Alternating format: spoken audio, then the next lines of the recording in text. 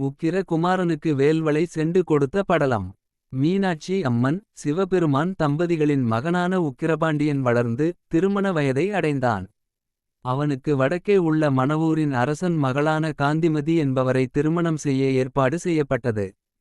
சிவபெருமானின் ஆணைப்படி அவர்கள் திருமணம் மதுரையில் மிகச் சிறப்பாக நடந்தது.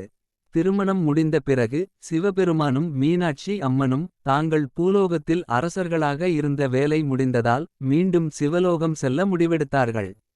அதற்கு முன் அவர்கள் தங்கள் மகனுக்கு பட்டாபிஷேகம் செய்து அவனை மதுரைக்கு அரசனாக்கினார்கள்.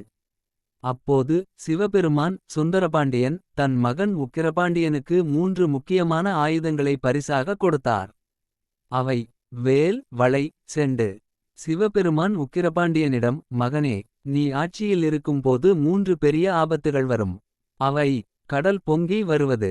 கடல் பொங்கி வந்து மதுரையை அழிக்க நினைக்கும்போது நீ இந்த வேலை கடல் மீது எறிந்தால் அது உள்வாங்கிவிடும். இந்திரனின் பகை. தேவர்களின் அரசன் இந்திரன் உன் மீது பொறாமைப்பட்டு உனக்கு இடைஞ்சல் செய்வான்.